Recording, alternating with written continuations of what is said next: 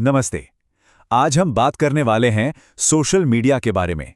ये एक ऐसा आईना है जिसमें हम सब हर रोज खुद को देखते हैं। एक ऐसी दुनिया जो हमें जोड़ती तो है, पर कभी-कभी ये हमें तोड़ भी देती है। तो चलिए शुरुआत करते हैं इस एक विचार से। देखिए, हर एक लाइक, हर एक कमेंट हमारे दिमाग को एक छोटी सी खुशी की डोज देता है, और फिर धीरे-धीरे यही चीज एक लत में बदल जाती है। ये एक ऐसा एहसास है जिसे हम सब ने कभी ना कभी तो महसूस किया ही है ना? और ये सिर्फ कोई एहसास भर नहीं है, ये तो एक पक्की आदत बन चुकी है। सोचकर देखिए, दुनिया भर में औसतन लोग हर दिन 2 घंटे और 23 मिनट सोशल मीडिया पर बिताते हैं।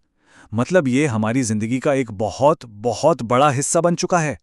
तो चलिए अब इस आईने में थोड़ा और गहराई से उतरते हैं। ये हमारी जिंदगी का अक्स तो दिखाता है, बिल्कुल, लेकिन इस डिजिटल परछाई के अपने कुछ खतरे भी हैं। पर यहाँ सबसे बड़ा सवाल यही है कि आखिर कोई आदत एक प्रॉब्लम कब बन जाती है? वो कौन सी लाइन है जिसे क्रॉस करने पर यह हमारे लिए खतरनाक हो सकता है? तो चलिए इसी लाइन को पहचानने की कोशिश करते हैं। उस टिपिंग पॉइंट की बात करते हैं जब एक आदत एक बड़ी समस्या बन जाती है। देखिए, एक बात समझना बहुत जरूरी है कि एक एक्टिव यूजर होने में और एक प्रॉब्लमैटिक यूजर होने में जमीन आसमान का फर्क है। जो लोग बस हाई एंगेजमेंट वाले यूजर हैं, उनका खुद पर कंट्रोल होता है। वो जब चाहें बिना किसी टेंशन के डिस्कनेक्ट कर सकते हैं। लेकिन प्रॉब्लमैटिक यूज, जिसे पीयूएस भी कहते हैं, वो तब शुरू होता है जब बुरे नतीजे दिखने के बाद भी इस्तेमाल बढ़ता जाता है, ऑफलाइन होने पर भी दिमाग में वही चलता रहता है और एंग्जाइटी या चिड़चिड़ापन जैसे विड्रॉल सिम्टम्स दिखने लगते हैं। अब यहाँ एक बहुत इंटरेस्टिंग सवाल आता है कि कुछ लोग दूसरों के मुकाबले इतनी आसानी से इसके शिकार क्यों हो जाते हैं। खैर, एक साइकोलॉजिकल थियोरी इसके पीछे 4 बड़ी वजह बताती है। पहली वजह है स्वभाव में अंतर, जैसे कि किसी में पहले से ही एंग्जाइटी होना। दूसरी, मोटिवेशनल ज़रूरतें, मतलब कहीं जुड़ा हुआ महसूस करने या खुद से भागने के लिए प्लेटफॉर्म का इस्तेमाल करना। तीसरी वजह, फैसला लेने की क्षमता का बिगड़ जाना, जहां हमें तुरंत मिलने वाले छोटे छोटे इनाम ज़्यादा अच्छे लगते हैं और लंबे समय के नुकसान हम देख ही नहीं पाते। और चौथी, सीखा हुआ व्यवहार, यानी लाइक्स और कमेंट से मिलने वाला जो रिवॉर्ड है, वो हमारे दिमाग को बार बार वही काम करने के लिए ट्रेन कर देता है। और जब इस्तेमाल इस खतरनाक लेवल पर पहुंच जाता है तो वो आईना जिसमें हम अपना अक्स देख रहे थे, वो भी धुंधलाने लगता है, बिगड़ने लगता है। हम अपनी असलियत को भूलकर बस अपनी कमियों के पीछे पड़ जाते हैं। एक जुनून सा हो जाता है।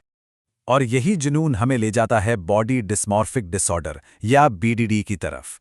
ये एक ऐसी मेंटल हेल्थ कंडीशन है जिसमें इंसान अपने शरीर की उन कमियों को लेकर हद से ज्यादा परेशान रहता है, जो शायद दूसरों को दिखाई भी नहीं देती या फिर बहुत मामूली लगती हैं। तो सवाल ये है कि सोशल मीडिया इस बीडीडी को कैसे बढ़ावा देता है। सबसे पहला तरीका है कंपैरिजन, यानी तुलना। ये प्लेटफॉर्म्स एक ऐसा माहौल बना देते हैं जहां हम लगातार खुद को दूसरों की परफेक्ट एडिट की हुई तस्वीरों से कंपेयर करते रहते हैं। दूसरी चीज है फिल्टर इफेक्ट। देखिए, ये जो फिल्टर्स हैं, इनका इतना ज्यादा इस्तेमाल हो रहा है कि असलियत और डिजिटल दुनिया के बीच की लाइन ही मिट गई है। इससे ब्यूटी के ऐसे स्टैंडर्ड्स बन गए हैं जिन्हें असल जिंदगी में पाना नामुमकिन है। और तो और इससे एक नया फेनोमेनन सामने आया है, सेल्फी डिस्मॉर्फिया, जहां हमारी फिल्टर की हुई इमेज ही हमारे लिए आइडियल बन जाती है। और तीसरा, रीइंफोर्समेंट लूप। इसका मतलब है कि प्लेटफॉर्म का जो रिवॉर्ड सिस्टम है, लाइक्स, कमेंट्स, वो हमारे अपीयरेंस से जुड़े चेकिंग बिहेवियर को और मजबूत करता है। और ये एक ऐसा चक्कर बन जाता है, परेशानी, चिंता और फिर वही करने की मजबूरी, जिससे बाहर निकलना बहुत मुश्किल हो जाता है। तो यहां से हम देखते हैं कि कैसे सोशल मीडिया पर दिखने वाले आइडियल्स असलियत में गंभीर डिसऑर्डर्स को जन्म दे सकते हैं। ये कनेक्शन वाकई बहुत खतरनाक है। और ये हमें सीधे ले आता है ईटिंग डिसऑर्डर्स पर, यानी खाने पीने से जुड़ी बीमारियों पर। ये ऐसी कंडीशंस हैं जहां खाने का पूरा पैटर्न ही बिगड़ जाता है, जिसका सीधा असर फिजिकल हेल्थ और सोशल लाइफ पर पड़ता है। इसमें ऑनलाइन कंटेंट का बहुत बड़ा हाथ है। लगातार ऐसी तस्वीरें देखने से हम शरीर के ऐसे स्टैंडर्ड्स को सच मान बैठते हैं जो असल में हैं ही नहीं। जैसे फिट्सपिरेशन कंटेंट, जो ऊपर से तो हेल्दी लगता है पर असल में सेहत से ज्यादा लुक पर फोकस करता है, जिससे बॉडी को लेकर और ज्यादा असंतोष बढ़ता है। फिर थिनस्पिरेशन जैसा एक्सट्रीम कंटेंट है जो अनहेल्दी तरीके से पतले होने को बढ़ावा देता है। और तो और प्रो एना या मिया जैसी ऑनलाइन कम्युनिटीज भी हैं जो वजन घटाने के खतरनाक तरीकों को बढ़ावा देती हैं। और ये कोई छोटी मोटी बात नहीं है। अगर हम दुनिया भर के आंकड़े देखें तो एनोरेक्सिया का फैलाव करीब 0.05%, बुलिमिया का 0.16% और बिंज ईटिंग डिसऑर्डर का 0.22% है। अब ये नंबर्स सुनने में शायद छोटे लगें, लेकिन इनके पीछे लाखों लोगों की असल जिंदगियां और उनकी कहानियां हैं। अभी तक तो हमने इसके क्लिनिकल असर की बात की, पर इसका एक फिलॉसफिकल पहलू भी है, और ये हमें ले जाता है ऑथेंटिसिटी पैराडॉक्स की तरफ, मतलब प्रामाणिकता का विरोधाभास, कि हम सब अपनी फीड के लिए एक परफॉर्मेंस दे रहे हैं।